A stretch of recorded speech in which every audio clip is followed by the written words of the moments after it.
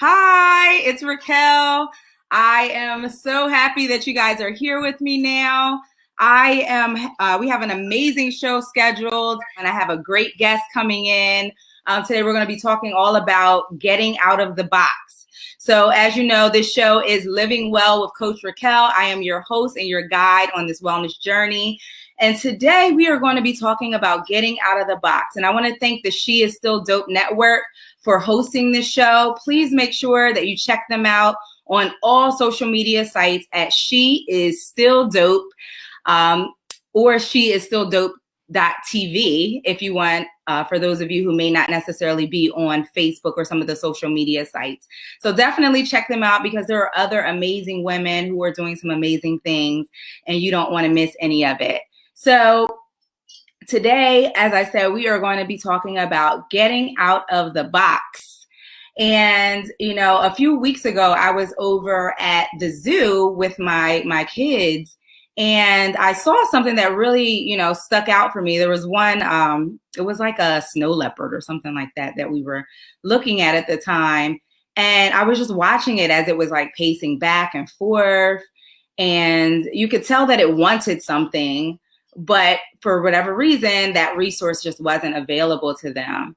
And so when we're thinking about wellness, a lot of times that is where our stress sits. A lot of times we're stuck in these boxes where we want to do something or we're needing something and we either don't have the resources or we're afraid, or we have these confines around us that either we put ourselves in or sometimes other people put us in. And when we're talking about wellness, wellness is all about freedom and having the freedom to choose and having the freedom to be joyful and happy and to follow our purpose and to step into our truth.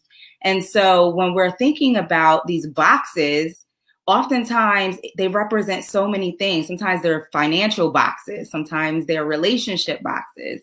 Sometimes they're fitness boxes, or, our body, whether or not we're feeling comfortable in it, wanting to lose weight or wanting to gain weight, sometimes they're mental boxes. So every area of wellness, while it can also be freeing, sometimes it can also be a box when we're putting ourselves in those spaces. And so today and tonight's talk is really just about how do we find our voice. And I have an amazing woman, Helen Higginbotham. She's an attorney. She does a lot with advocacy, especially as it relates to women and bringing women together. She's just a great woman, someone who's constantly been an inspiration to me for the many years that I've known her.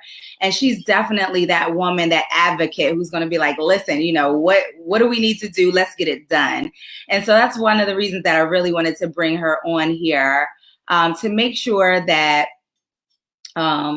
you guys also get to hear that inspiration. So remember, tonight we're getting out of the box. We're letting go of some of these confines that we sometimes find ourselves in, and really making sure that we first identify what it is that we're wanting, and acknowledging that these boxes exist. Sometimes they're invisible. We have no idea we're in there. But once you start to notice that what you're wanting is not happening, we have to start to identify and acknowledge that this is a box that I don't want to be in, or sometimes I refer to them as cages that we find ourselves in, trying to do what everyone else thinks, right? The voice in everyone else's head that we're trying to live up to. Sometimes it's just things that we think that we should be doing. Sometimes it's cultural. The skin that we live in can sometimes be that box and that confine, especially because of the systems that we're living in and under, and people not acknowledging that we all bring something to the table and that we all are important, and that none of us is more important than the other. And once we start to notice that, then we can really start to move forward into that freedom and into that space of true wellness. But it takes a village. It takes all of us working together, first on ourselves, and then reaching back and helping other people. And that's what our guest tonight is going to be talking to you about, is really how do we help? How do we reach back? And she does a really great job of doing that. And making sure that she is reaching out. I want you to really just start thinking about, like, what is your box? What does that box look like for you? And for everyone, it's going to look different. we all have different things that we're dealing with, that we're struggling with. And so, what is it that you are feeling confined in? What is it? What's your source of stressors these days? And 9 times out of 10, when we can figure out what the stressor is, we can definitely figure out what that box is, so that we can start to find a better way for ourselves first and then for other people. Well, so let's just get right in it. Tell the audience, tell people who don't know you, Yeah. who you are, what you do. Just share a little bit about yourself with us. So, in a nutshell, I'm Helen, Miss Higginbotham. I am an attorney by training. Don't practice a whole lot, but I work in the legal field, but not practicing law. And I teach in the evenings, which I enjoy my students at Rowan University. And what I really, really, really love is when Black women gather. And when Black Women Gather is an organization that I started to create a safe place for Black women where we can come together and pass on wisdom and traditions and just have what other people call difficult conversations, but I call necessary conversations. And we just uplift and support one another. It's real positive. Real positive. I love it. And that is one of the reasons that I really wanted you to get on here, because when I thought about, getting out of the box, you were one of the first people that I thought about, because I always see you doing that. It doesn't matter what things are looking like. You are going to dance to the beat of your own drum. But not only are you going to do it, you are going to help other people do the same thing. So how did you really get into this work and, really, stepping into that space of getting out of the box? I mean, I think for me, we let so many things and people define us. And, it's not easy. It comes with age. It comes with wisdom. And it comes with just being sick and tired of being sick and tired. You have to stand up for yourself. And that's what I try to do in my own life. I do things that, maybe other people wouldn't do. I hope to empower people, though, to just understand that you're the captain of your soul, the master of your fate. So make it happen and don't give other people your thunder. And if people are trying to bring you down, then, kick them out of your sandbox. If they're not on your team, they don't belong in your box, period. Absolutely. I love that. Kick them out of your sandbox. Out of the sandbox. You cannot stay. You bring me down. Yeah. So now, is this something that you just grew up, on, or is this something that, was there something that in your life that where you finally were like, this is the moment? Like, was there any defining moment, or this is just? Yeah, I think ever since I was a kid, so going to law school was like kind of a natural thing to do because I've always been an advocate for people. Mm-hmm. I believe in empowering people and just I was never the bully. I don't like bullies. I've just always been that person who stood up for the underdog. I believe in giving voice to people. I think what I do that I take for granted. I think I say things that other people think, but they won't dare say. Mm-hmm. And, and some of the stuff I do, people say, oh, that was so courageous. And to me, it was just like, really? Like, it was really just being me. Yeah. Being courageous. So, you just got to advocate, and I always say in terms of, people waiting for things to be comfortable. I don't know who told us in life that things were supposed to be comfortable always. That's not reality. Yeah. For, Black folks, I'm like, if our ancestors had waited for everything to be comfortable, where would we be? Still in the back of the bus. Mm-hmm. So, I just think that, you gotta make it happen. And it's up to us. Yeah. So when you think about that box, like what would you define as some of those boxes or those restraints that we find ourselves in, especially as it's relating to women or, just some of what we're going through right now in our country? In terms of the election, I have to say that, I wanted, like most people, for it to be a landslide, just to be a testament to the kind of country that we really are. And, I wanted to believe that yeah, America is not perfect, but I just wanted to believe that we were more under siege than anything. Mm-hmm. So at first I was disappointed that the election had come out so close. But then I said, no, I'm glad that the election came out close because it forces America to take a look at herself, right? If in fact, we act like we didn't know what was happening in America in terms of race relations until George Floyd died. Like, really, it took George Floyd getting murdered on TV for all of us to understand what was really happening for Black people in America. Mm-hmm. And, so that kind of threw America into this reckoning on race. Everybody's trying to figure out what did they do wrong, whatever, let's have these conversations. Yeah. And by it being so close, if it had been a landslide, the conversation would have died. We would have gone right back to where we were, because race is I love to host difficult conversations. Mm-hmm. The difficult conversation that nobody wants to have. Mm-hmm. So this being such a close election, America is forced to look at herself internally and say, what happened? Yeah. 70 plus million people voted for Donald Trump.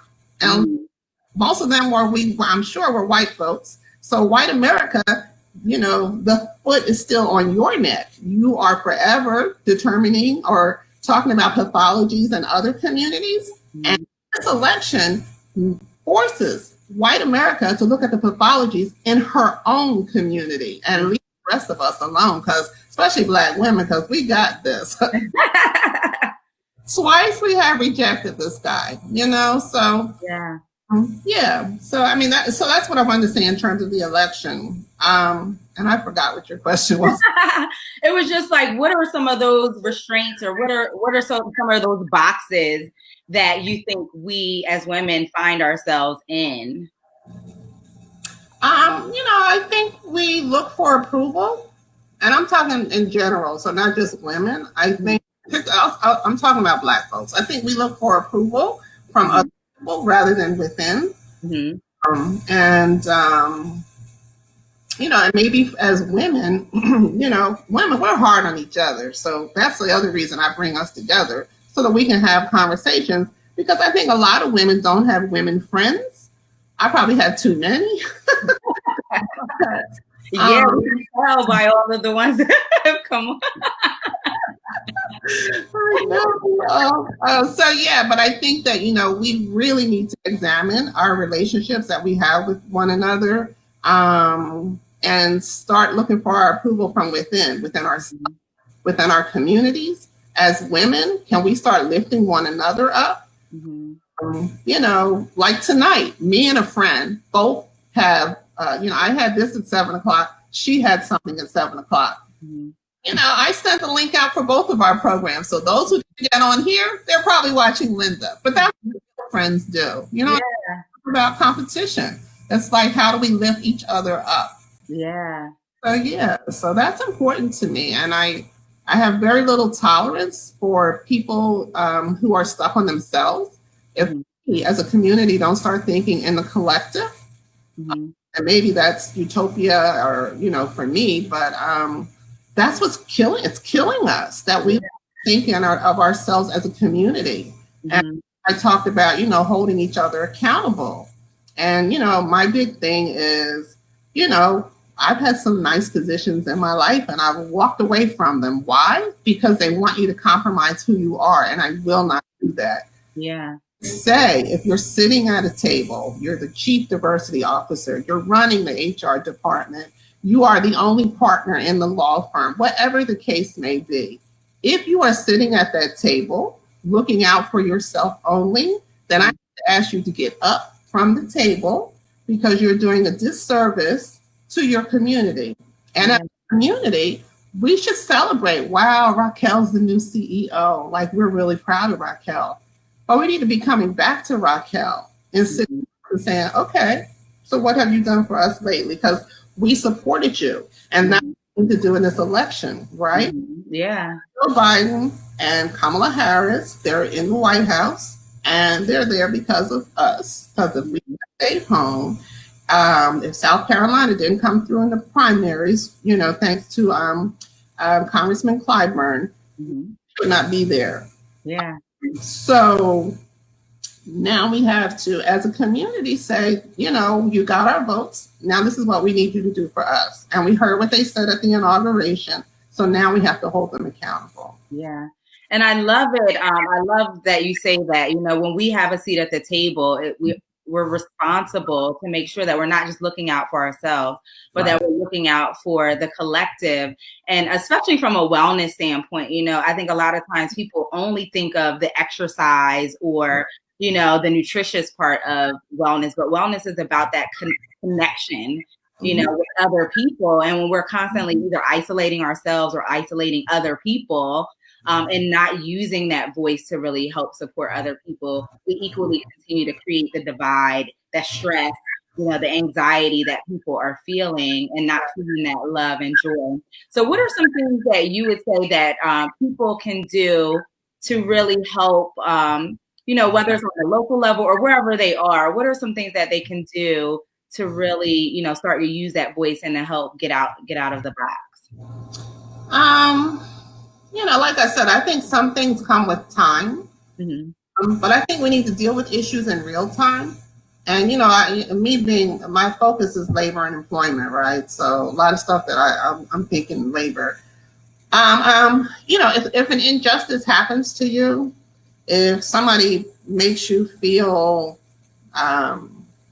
uncomfortable, whatever the case is, I think we need to learn to deal with stuff in real time. We need not be shut down by labels that people have put on us. People will say you're being an angry Black woman. You're just advocating for yourself. And they're calling you an angry Black woman is because they want to shut down your conversation.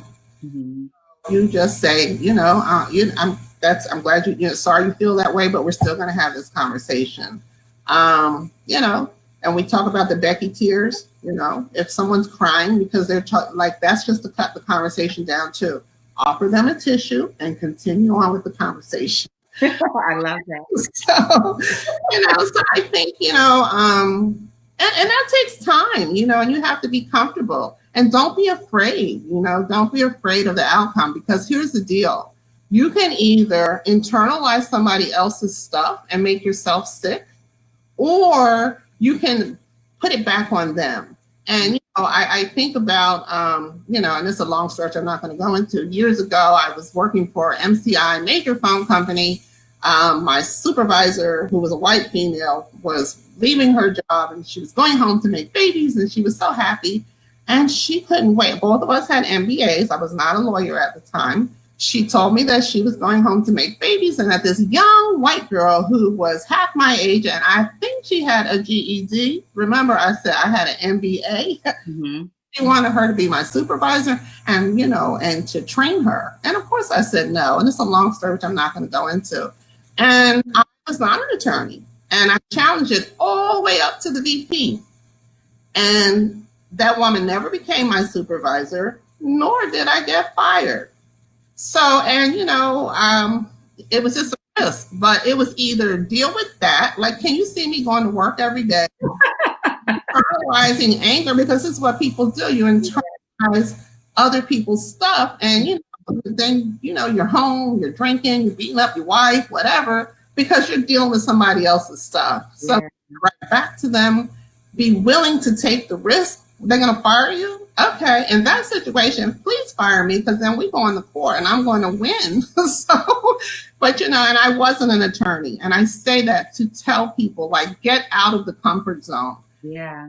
It's okay, and especially now, because people are saying, white America is saying that they're, reckoning with race. So make them reckon with race and keep talking about it. Don't let the conversation die. Yeah. I absolutely love that, because so many people have had that story, and I know so many people who have had that, where it's like, you're training someone who's coming in new, and now you have to train them on the job that you could have done, for whatever reason. And I love the fact that, you were able to and have a testimony of, using that voice. And I know even for myself, like I walked away from my job 2 years ago, a job that was no longer serving me. And it took me forever, so I'm not going to make it sound like it was just like, but it took me forever to leave because it wasn't serving me. And there was something more that God was calling me to do.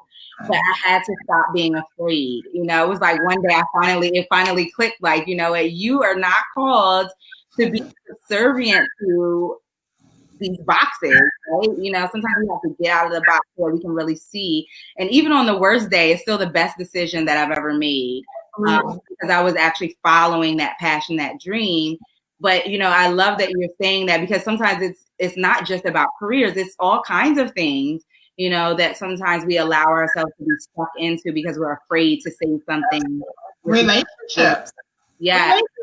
You're in a horrible, horrible marriage. You got kids. You're like, oh my God, what am I going to do? Yeah. Find some strength and step. Yeah. Mother had 5 kids. She was on her own. She did it. So, yeah. And many a Black woman can tell that story. Yeah. And that's why this whole thing with feminism, I'm like, please, Black women were feminists when we didn't want to be feminists. So don't talk to me about feminism. And we already knew, just call it being a Black woman because that's what. That's absolutely. And I love that you have an organization like yours, because these are some options that people have, to be able to go to talk about this kind of stuff. Like you said, to talk about these hard things. And I even know for myself, as I was preparing for the show and decide, I'm like, what? But I'm like, at the end of the day, let's just let the Spirit lead. However it's going to go, it's going to be effective. Somebody needs to hear it. And so I really love that, we're able to have this dialogue and to get uncomfortable. Sometimes we have to get uncomfortable to get out of a box.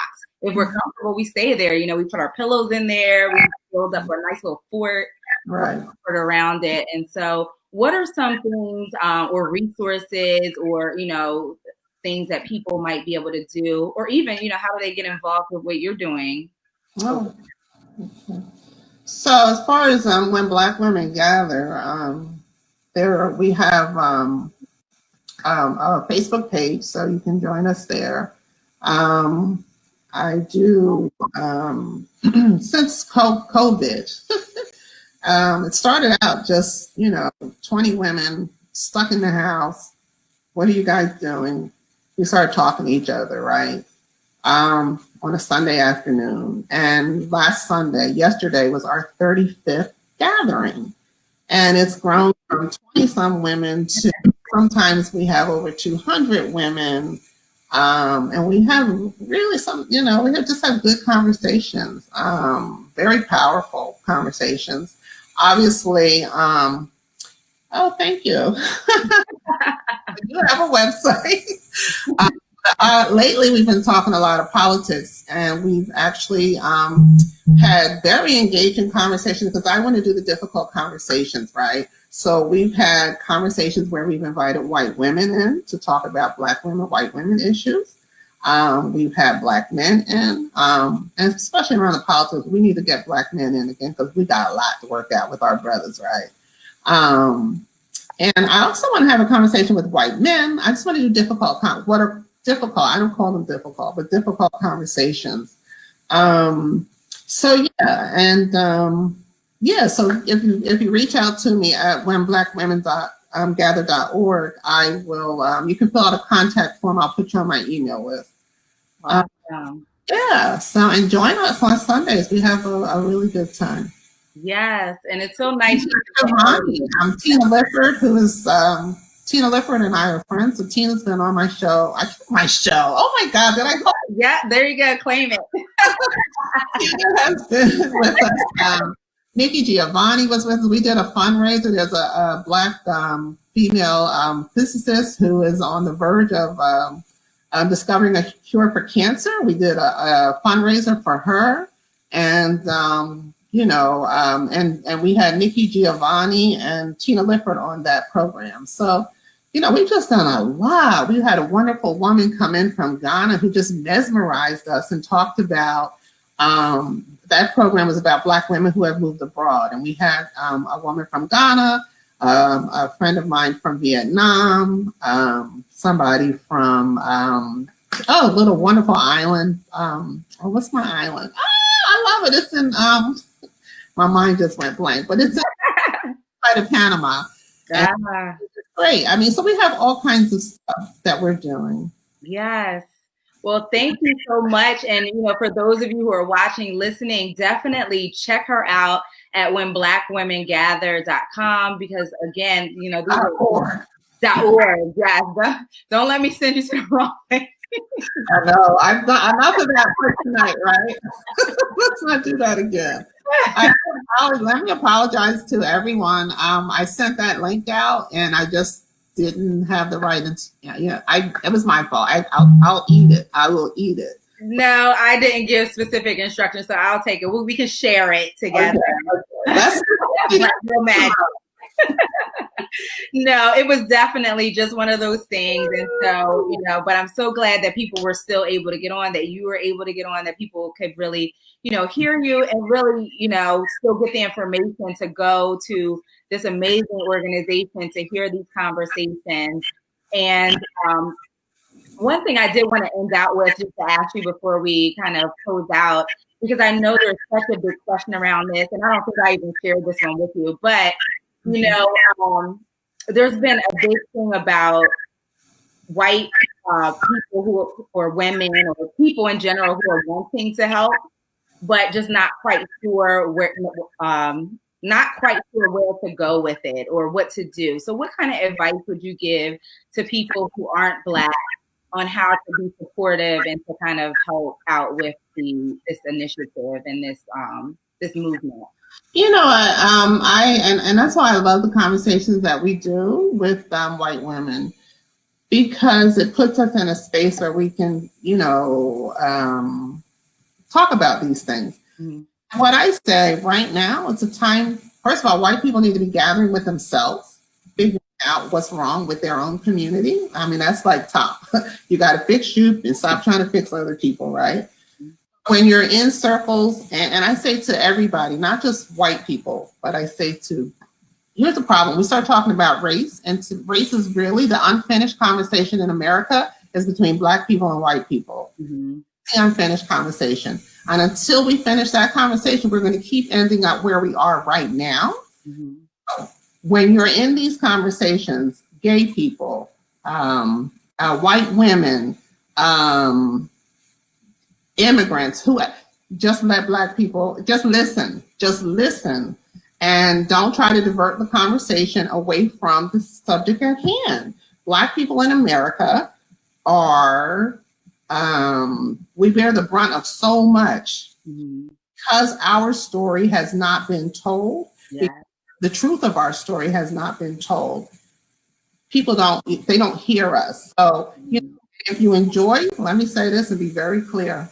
If you enjoy civil rights in the United States of America, you need to kiss a Black American every day the good Lord sends. And if you're if you are impeding us in any kind of way, then you are the problem. And I don't know who you are, right? So I think right now, if you're in a work situation, you need to just be listening. And you know what? Here's the last thing I'm going to say, right? I have only been a Black woman. So if you are a white man or a white woman and you're talking to me, don't talk to me in a way that you think you are saying what I want to hear. We all do that, right? Yeah. Talking to a white woman, I gauge what I say, or she's talking to me. I have never been a white woman in my life. I don't know what you think, right?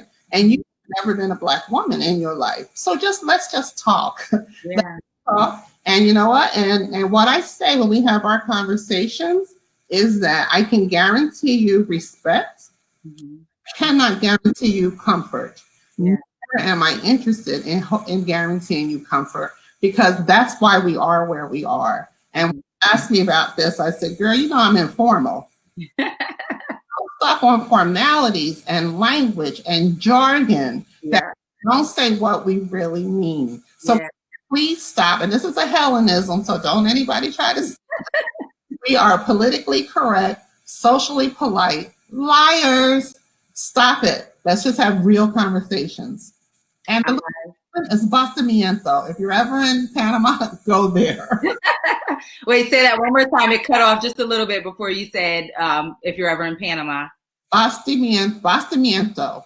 Ah, gotcha. Right off of Panama. It's lovely. It's Black folks. It's like they're really, and they speak English. They're really like Jamaicans who I think, stayed after the canal. Yeah. It's lovely. There's no cars. It's 25 miles. It's just lovely. Anyway. Listen, that's like my dream is to move abroad. My husband will tell you, I'm always trying to tell him, like, let's go. He's not ready yet, so. I'll push him for you. Don't worry. There you go. Next year. Yes. Well, this has been beautiful. And, even with all the tech stuff, it just has been a great conversation. No, don't worry about it. So just thank you again. For those of you who are watching, be sure to check her out at whenblackwomengather.org. Miss Higgy. Let me say, you all come back next week and support Racquel. This is and Sherry, I haven't met you. I look forward to it. But I love what you ladies are doing, and just, I'm happy for you too, Racquel. So. Oh, thank you. And thank you for coming on and supporting. And, that was one of my goals and just one of my dreams with this show is not just to talk about wellness, but also to uplift other women, other, people who have small businesses, who are doing different things, different organizations, to make sure that the world hears about you, So if you have a platform, why not share it with other people? So I am so grateful that you graced us with your presence, and I really look forward to just see, all that you have going on over there. So for those of you who are watching who don't know Helen, check her out, When Black Women Gather. And as she said, it's not just for women. She's doing some things for the guys and for other races and cultures and things like that.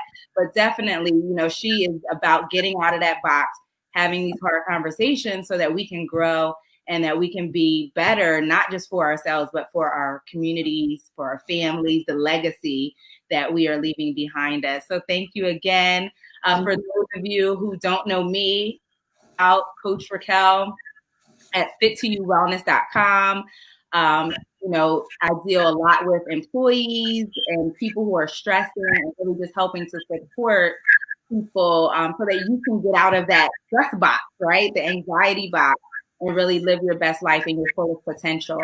And definitely don't forget to check out the She Is Still Dope.tv or She Is Still Dope on all social media aspects, because there are other amazing women who are doing some amazing things out here. And so we thank you. We appreciate you. And don't worry, because we will, I'm sure, have you back again another time, Helen. So if you missed her this time, check out the replay and look out for when we can have her back again, or check her out at whenblackwomengather.org. Yes. All righty. Thank you so much. You're welcome. Talk to you soon. Bye-bye. Bye.